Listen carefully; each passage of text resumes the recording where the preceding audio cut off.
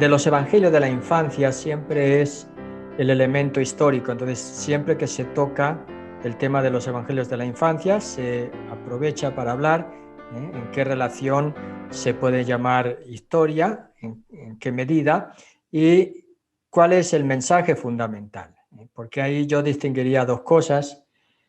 Que una cosa es desde el punto de vista historicista, ¿no? Hay personas que piensan que palabra por palabra, la palabra de Dios, el Evangelio, hay que tomarlo como historia pura, sin ningún tipo de error. Eso es un fundamentalismo histórico, un historicismo exagerado, que no entiende el uso de la historia en la Biblia, porque la Biblia la llamamos historia de la salvación, por algo, va a tener ese calificativo de la salvación, porque esto está significando que hay un sentido de la historia. La Biblia da el sentido a la historia humana con ese calificativo de ser nombrada como salvación. Por eso es importante la verdad. El Concilio Vaticano II, que la Biblia nos revela, es esa verdad relacionada con nuestra salvación en una historia, la historia de un pueblo. Entonces tiene el elemento histórico y tiene el elemento segundo de la salvación, es decir, teológico. Es una teología de la historia, vamos a decir la Biblia, vamos a llamarla así. Teología de la historia.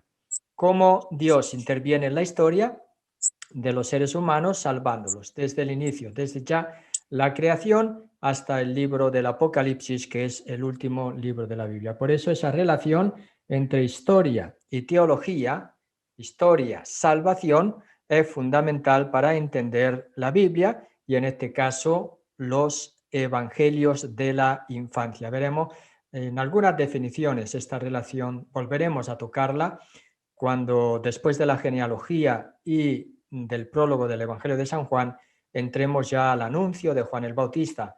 El mismo Papa Benedicto XVI vuelve a hacer una explicación de la relación que hay entre la historia y la teología.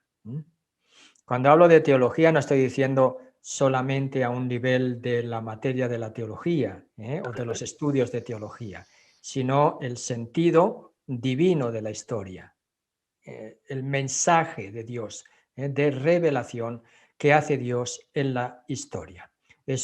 Por eso se llama también la historia sagrada. ¿No han escuchado nunca esa palabra?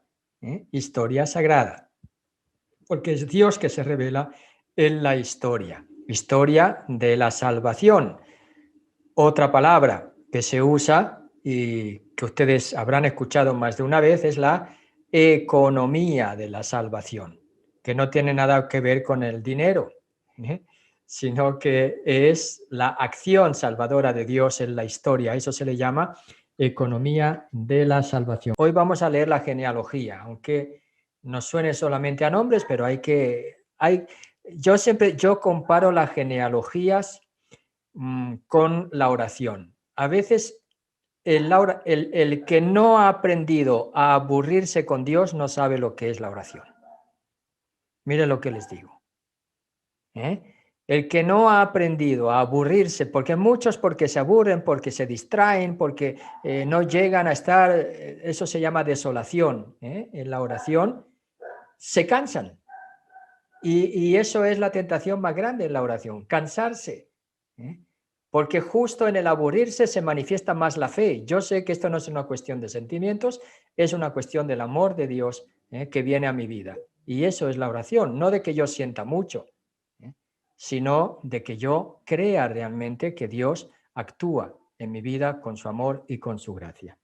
Por eso la genealogía, entonces decía, me recuerda un poquito a esa etapa árida de la oración, porque leemos nombre y decimos, bueno, ¿y para qué tanto nombre? ¿Para qué tanto nombre? Y seguro que más de uno de ustedes, cuando ha llegado a la genealogía, ¿quién de los que están aquí se ha leído la genealogía entera? ¿Alguna vez? Solo. No digo en la liturgia, que la han tenido que escuchar en la palabra proclamada, ¿verdad? Pero solos, ¿quiénes?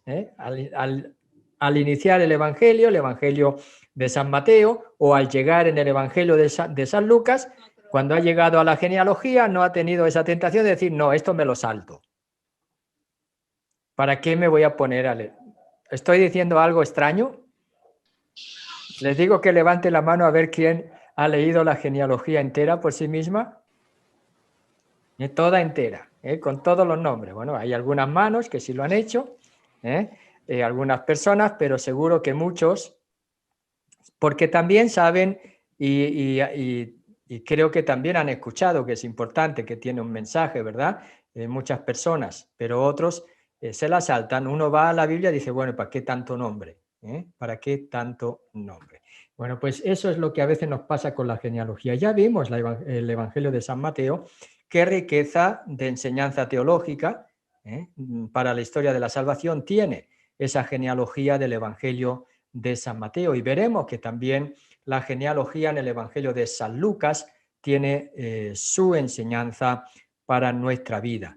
Así que eso es lo que vamos a hacer. Vamos a leer después la genealogía en el Evangelio de San Lucas y finalmente pues iremos al libro de Joseph Ratzinger, Benedicto XVI, sobre los evangelios de la infancia y qué explicación da él de la genealogía en el Evangelio de San Lucas y también, si nos da tiempo, creo que sí que nos dará, vamos a ver, del prólogo del Evangelio de San Juan.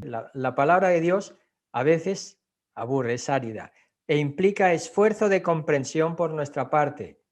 Eso es la reflexión, el indagar, el investigar, el significado. Eso es lo que hace que nosotros captemos la riqueza de la palabra de Dios para nuestras vidas. Gracias por tu palabra y haz que sepamos gustar en el día de hoy esa palabra, en la genealogía de Lucas, en el prólogo del Evangelio de San Juan, en la genealogía de Mateo, porque nos están revelando que Dios en su proyecto infinito de amor, en su designio infinito de amor, se ha hecho carne, se ha hecho historia de salvación para que nosotros podamos ser y participar en la eternidad de Dios.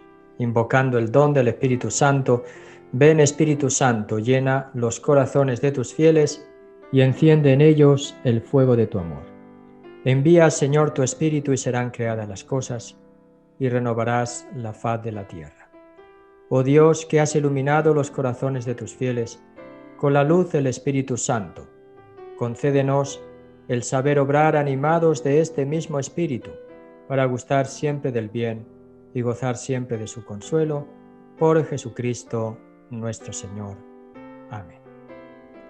Esta genealogía no está puesta para que nos aprendamos de memoria, está escrita además, sino que está puesta para que nosotros podamos entender mejor de dónde viene Jesús y por lo tanto, ¿quién es Jesús? Recuerden que esas son las dos preguntas fundamentales de la genealogía de Jesús en el capítulo 3, versículo 23 hasta el 38.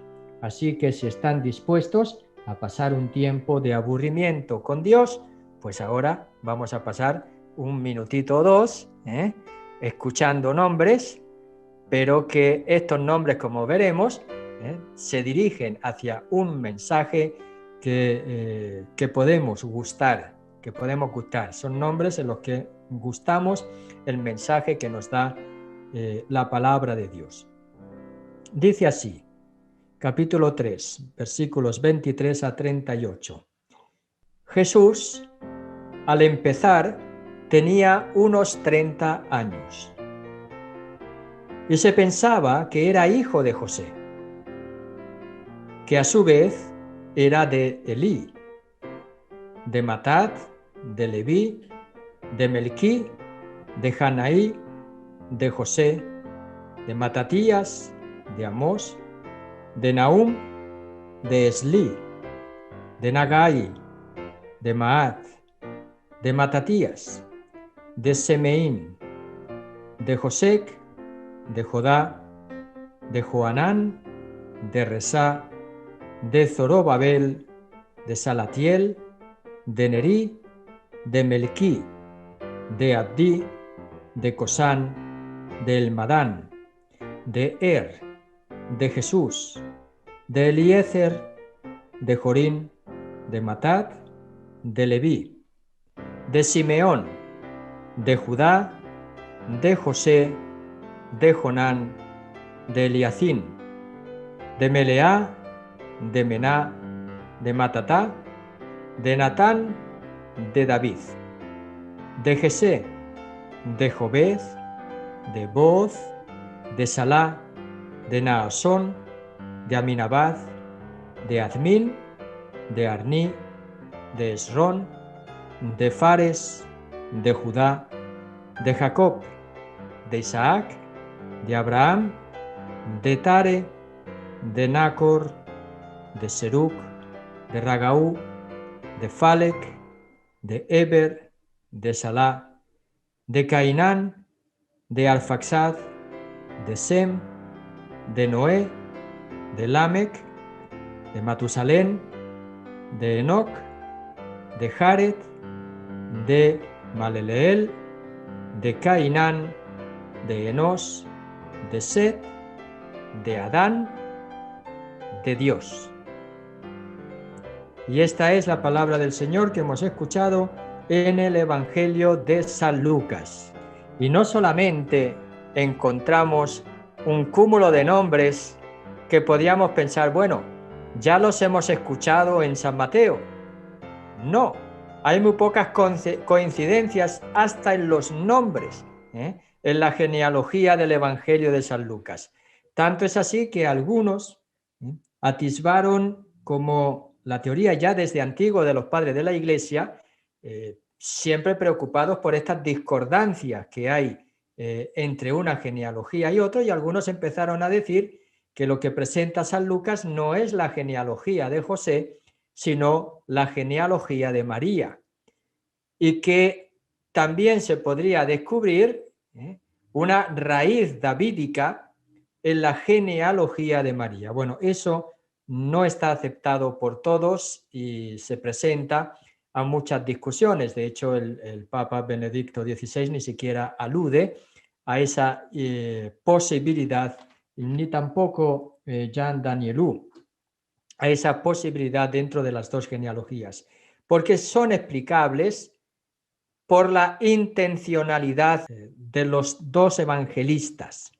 Ya lo hemos explicado, no les interesa la exactitud de la historia en sus detalles, les interesa el significado de salvación, les interesa a través de la genealogía, que es un relato muy usado en el Antiguo Testamento para dar identidad a alguien, pues eso es lo que hacen los evangelios. Las genealogías le dan una identidad a Jesús.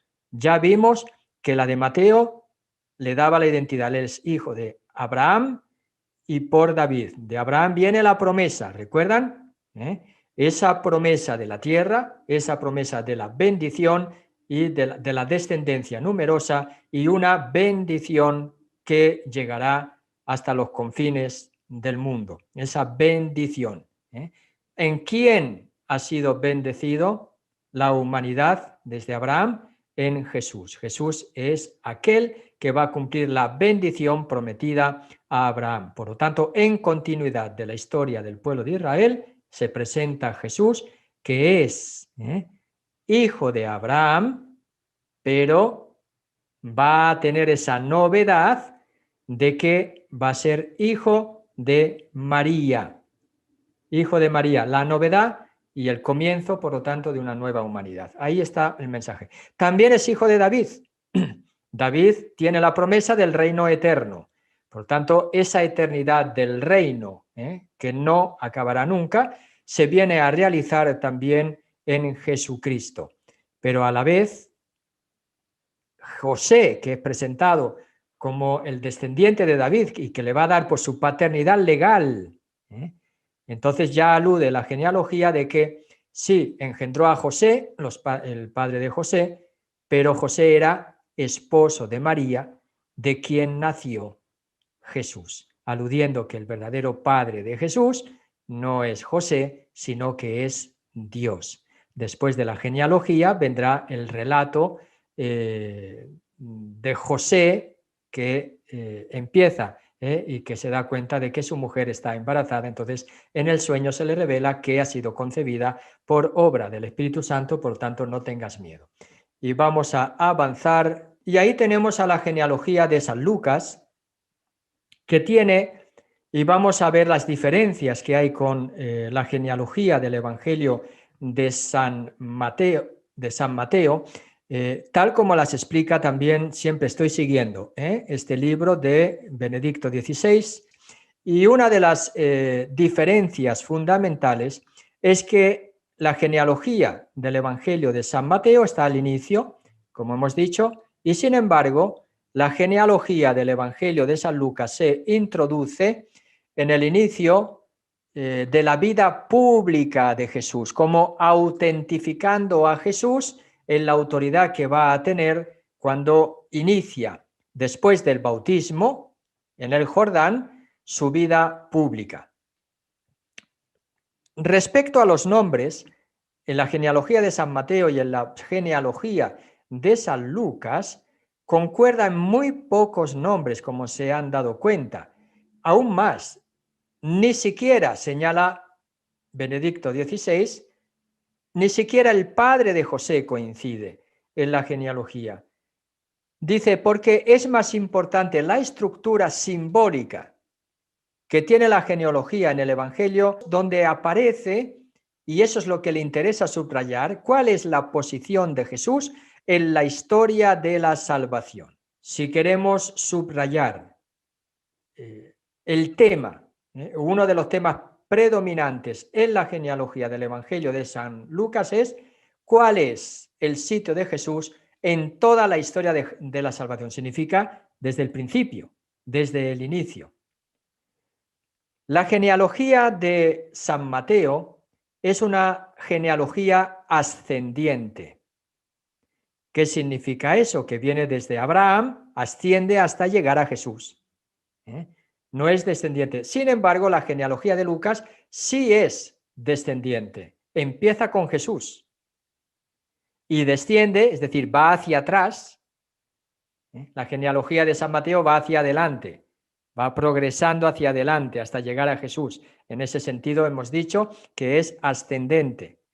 Son las generaciones que siguen uno detrás hasta llegar a Jesús. Sin embargo, la genealogía de San Lucas es descendiente. En otras palabras, empieza desde Jesús y va descendiendo, va hacia atrás. Tanto va hacia atrás que se remonta a Dios mismo. Desde Adán, dice, viene de Dios. Y eso ya nos va a dar, como veremos, otro de los significados de la genealogía en San Lucas fundamentales, que es que Jesús es el nuevo Adán. Y así, como dice San Pablo desarrollando esta teología, como por un hombre entró el pecado, por un hombre entró la salvación. Adán es el hijo por el hálito. Dice que cuando creó el barro, Dios le sopló su hálito y entonces recobró la vida humana.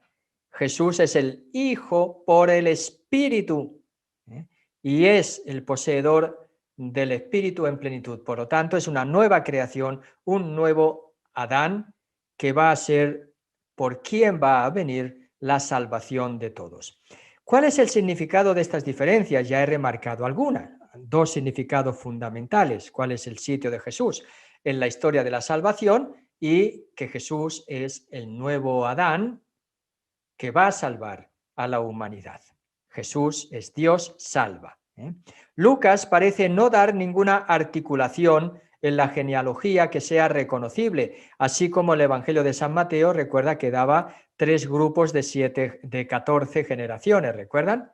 Y eso era sumando, David precisamente suma 14, porque los números se cuentan por las letras, sea en hebreo o en latín también. Entonces aquí tenemos que parece que no hay ninguna articulación en la genealogía de Lucas, pero se reconoce un número que se remonta a la literatura apocalíptica, que dividía la historia en 12 periodos. Entonces, externamente hay 76 nombres en la genealogía del Evangelio de San Lucas, que se pueden dividir en 11 veces 7. Falta el 12. Entonces, el 12 sería Jesús. Por lo tanto, Jesús es presentado, y ese es el lugar de Jesús en la historia, como la plenitud de los tiempos. El Mesías era esperado en la plenitud de los tiempos. Con Jesús inicia ese tiempo de la plenitud, simbolizado en los números, en los nombres que hay en la genealogía, reconociendo en ellos un múltiplo de 11, 76, pero que quedaría el último, que sería Jesús, que es la plenitud de la historia. Las categorías en las que se mueve la promesa también, como un nuevo comienzo en el Evangelio de San Mateo, ahora se van a transformar en una continuidad, caracterizando así el origen de Jesús. Así como Adán viene de Dios, Jesús se remonta a Dios mismo y viene de Dios. Dios está en el origen del ser humano. Así como Dios creó a Adán, ahora Jesús se remonta en su origen a Dios mismo. Como acaba esta genealogía, hijo de Enós, de Set, de Adán, de Dios. Jesús es, por lo tanto, nos está diciendo el Evangelio de San Lucas, verdaderamente el Hijo de Dios. No viene solo del soplo de Dios como venía Adán, sino que Él es verdaderamente su Hijo. Él viene de Dios. Jesús es, y ese será el mensaje fundamental de esta genealogía, es el nuevo Adán que viene de Dios para la salvación de todos los pueblos. El significado de la genealogía, los elementos teológicos de salvación, ¿de dónde viene? Jesús, de Dios. ¿Quién es? Su Hijo. ¿Cómo es el Hijo de Dios? Es el nuevo Adán que va a salvar a toda la humanidad. De hecho, después del relato de la genealogía, enseguida vienen las tentaciones de Jesús en el Evangelio de San Lucas, como poniéndonos que Jesús va a vencer. Adán sucumbió a la tentación, Jesús va a vencer la tentación del diablo. Por eso es el nuevo Adán. Y aquí cito al Papa emérito Benedicto XVI, Joseph Ratzinger, en su libro, que explica el significado de la genealogía de San Lucas de esta manera, diciendo que en Lucas, retrocediendo hasta Adán, se muestra que en Jesús la humanidad empieza de nuevo. Hay una nueva creación. En Jesús la humanidad empieza de nuevo. Por eso retrocede hasta Adán. La genealogía del Evangelio de San Juan empieza de nuevo, significa que él también ha asumido todo el resto de la humanidad y a partir de ahora le va a dar un nuevo impulso, una nueva dimensión a los seres humanos, porque en él se cumple el ser humano pleno. La genealogía es una promesa, dirá el Evangelio de San Lucas con la genealogía, que concierne, por lo tanto, a toda la humanidad, no solamente a un pueblo escogido como el pueblo de Israel, sino que es para todos los seres humanos. Jesús asume en sí a la humanidad entera. Y eso es muy importante en esta genealogía, por eso acaba con Adán, con toda esa serie de nombres, y Adán de Dios. Él asume toda la humanidad, toda la historia de la humanidad, por eso todos los nombres que hay en la genealogía, representando que esa es la historia de la humanidad hasta llegar a Adán, y le va a dar también un nuevo rumbo a la vez a esa historia, hacia un nuevo modo de ser persona humana, nos está diciendo Joseph Ratzinger en la página 18 de su libro de los Evangelios de la Infancia. Recordamos, los Evangelios responden de dónde viene, quién es Jesús. Entonces, ¿cuál es el origen de Jesús según el Evangelio de San Juan? En el prólogo 1:14 ya hemos visto de dónde viene Jesús en el Evangelio de San Mateo, quién es Jesús, en el Evangelio también de San Lucas, a través de la genealogía. Ahí vamos ahora en el prólogo. ¿Quién es Jesús? Está presentado en el prólogo del Evangelio de San Juan la identidad de aquellos que creen en Jesús, es decir, de los cristianos. La finalidad del prólogo de San Juan no solamente presenta de dónde viene Jesús y quién es Jesús, sino que a la vez también, y lo veremos al final, también aquellos que creen en Él, quiénes son y en qué se convierten desde Jesús. Jesús es presentado en primer lugar en el prólogo como, vamos a decirlo, la tienda en la que acampa, en la que pone su morada el Verbo eterno. Y de hecho va a decir, en el principio existía el Verbo, el mundo se hizo por medio de él, el mundo no lo conoció, vino a su casa y los suyos no lo recibieron. El Verbo era la luz que alumbra, y vino al mundo, se hizo carne, puso su tienda en medio de nosotros. Va a decir que Jesús, el hombre Jesús, es el acampar del Verbo, dice Benedicto XVI, la carne es su existencia humana concreta, es la tienda del Verbo. De ahí va a venir después la doctrina de la Santísima Trinidad, en la que la persona del Verbo asume la naturaleza humana, tal como está revelado aquí en el prólogo del Evangelio de San Juan. En el versículo 14 dirá, y el Verbo se hizo carne y habitó entre nosotros y hemos contemplado su gloria. Ese Verbo que se hizo carne está nombrado como puso su tienda en medio de nosotros. ¿Quién es la tienda? ¿O cuál es la tienda? Que después será el templo, la tienda del encuentro, en la que el Espíritu está presente cuando se reúnen los líderes del pueblo de Israel, que después será el templo. Se convierte en la prefiguración, en este también prólogo, de Jesús. Jesús es la realidad que representaba la tienda y el templo para el pueblo de Israel. Y eso está significando la presencia de Dios en medio de su pueblo. Eso era la tienda y el templo. Saben ustedes que la tienda contenía la alianza, y esa alianza es la identidad del pueblo de Israel. Por eso la tienda es el sitio sagrado donde la presencia de Dios es a la vez Dios, es el Dios del pueblo de Israel, y el pueblo de Israel se convierte en su pueblo. La tienda es el lugar sagrado de la presencia de Dios para que el pueblo viva según su voluntad. Él es la luz, es el principio y es la causa primera. Él es Dios. El Verbo es Dios. ¿Quién es el Verbo? Dios. Y no solamente eso, sino que va a inaugurar una nueva humanidad. A cuantos lo recibieron, les dio poder de ser hijos de Dios a los que creen en su nombre, dice el versículo 12 siguientes. Y dirá, estos no han nacido de sangre, ni de deseo de carne, ni de deseo de varón, sino que han nacido de Dios. ¿A quién se refiere eso? ¿A Jesús o a nosotros? Es plural.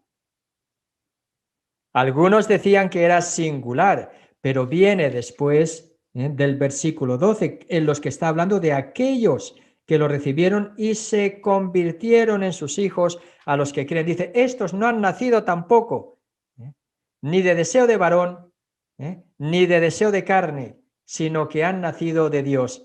¿Y quién no va a recordar ahí lo que Jesús le dijo a Nicodemo? El único que no ha nacido de deseo de carne y de varón ha sido Jesús. Pero nosotros, al creer en Él, nos hace partícipes de esa nueva humanidad en un nuevo nacimiento. ¿Qué le dijo a Nicodemo? Hay que nacer de nuevo por el agua y el Espíritu Santo, Nosotros no hemos nacido como hijos de Dios, ni del deseo de varón, ni del deseo de la carne, sino que también nosotros, por creer en Jesús, hemos nacido de Dios. Eso es lo que está explicando el Evangelio de San Juan, que nos está diciendo también cuál es la genealogía de Jesús. Él viene de Dios, es el Verbo eterno, por medio de él ha sido, él es la luz, ¿verdad? Acampó entre nosotros, pero también esa genealogía no solamente es la genealogía de Jesús, sino que también es la genealogía de nuestro propio origen. Así que nosotros podemos hacer nuestra genealogía diciendo, sí, estos son nuestros padres, estos son nuestros ascendentes, las personas de las que venimos, pero también nos remontamos a Jesucristo, que es el que nos ha hecho también hijos de Dios. Por medio de la fe en Jesús nos hace nacer de Dios. Ya sabemos que no solamente por medio de la fe, porque el nacer de nuevo es el nacer por el agua y el Espíritu. Por lo tanto, están los sacramentos, está el bautismo de por medio. Ese nuevo nacimiento se nos da por medio de la fe, que en el bautismo se hace gracia y realidad y nos convierte en hijos e hijas de Dios. Y ahí tenemos ese mensaje fundamental del Evangelio de San Juan. En la genealogía de Jesús, ¿quién es Jesús? ¿De dónde viene? Viene de Dios. Él es Dios.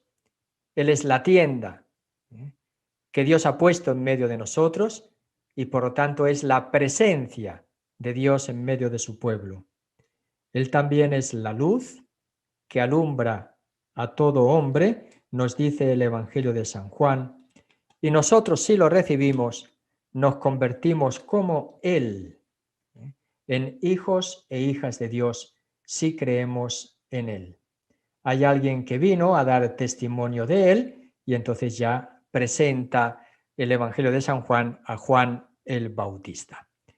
Pero aquí nos vamos a parar en el día de hoy para que veamos la importancia de la genealogía. Desde el inicio en los Evangelios de San Mateo, el Evangelio de San Lucas, el Evangelio de San Juan, San Marcos no nos pone los relatos de la infancia. Ya saben ustedes que San Marcos empieza con Juan el Bautista, su Evangelio.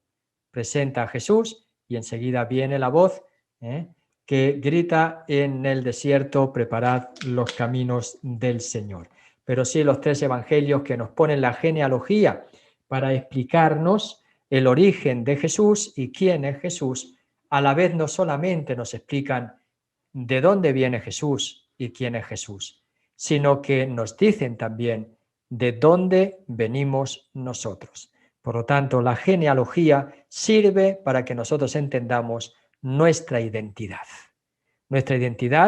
como hijos e hijas de Dios, como miembros de esa nueva humanidad, como miembros de ese nuevo pueblo de Dios, llamados a vivir en el estilo humano de Jesús, porque Él inaugura esa nueva manera de ser humano, que es una referencia para cada uno de nosotros. Por eso el que cree en Él se convierte también en su hijo y tiene, siguiéndolo a Jesús, tiene que empezar a vivir también su estilo de vida humano.